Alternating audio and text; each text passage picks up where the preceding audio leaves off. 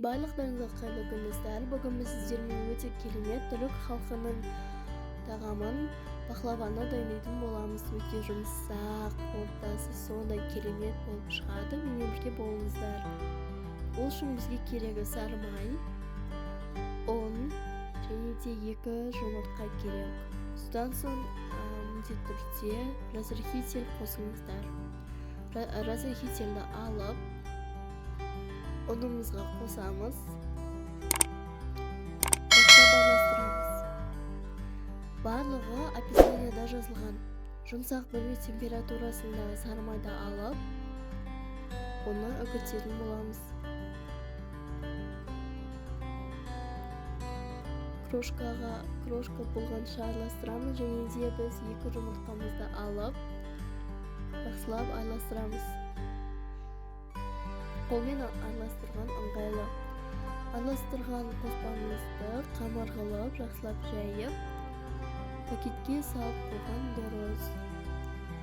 Сонда өте керемет болады. Енді начинкасына кірісетін боламыз. Начинкасына бізге жаңғақ, мед және пергамент қағазы керек. Мен жаңғақты блендерден өткіздім. Қаласаңыз, оқтаумен істеп шықсаңыз болады. Медті салып, жаңғақпен жақсылап араластырамыз. Араласқан қоспамызды шетке қойып қоямыз. Және де қамырымызды аламыз. Қамырды қараңыздар, пластилин сияқты болған, өте жұмсақ болып шықты. Бұл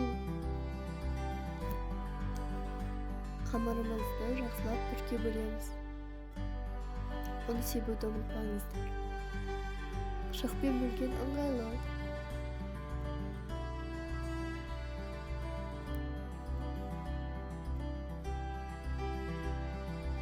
Шыққан қамырды осылай дөңгелектеп шыққан дұрыс.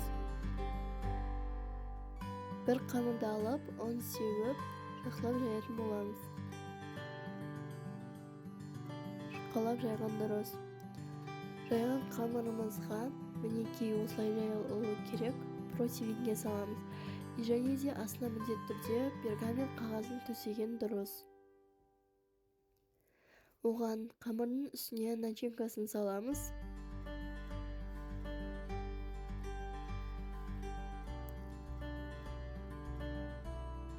Жақсылап жайып шығамыз. Барлығын солай істеп шығатын боламыз. Мінекей менде осындай болып шықты. Үстіне міндетті түрде жұмыртқа жағатын боламыз. Осылай кесіп шықсаңыздар болады. Енді духовкаға 35-40 минуттай пісіреміз. Әркімде пеш әртүрлі.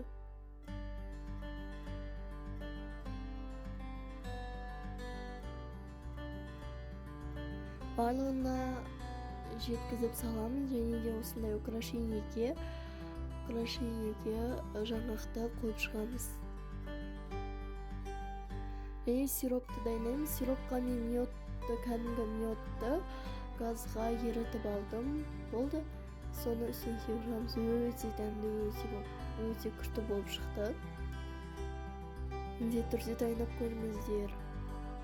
Мінекей тәттіге және жегенге өте керемет. Міндетті түрде дайындап көріңіздер. Өте керемет болып шығады. Үйлеріңізді қуантыңыздар.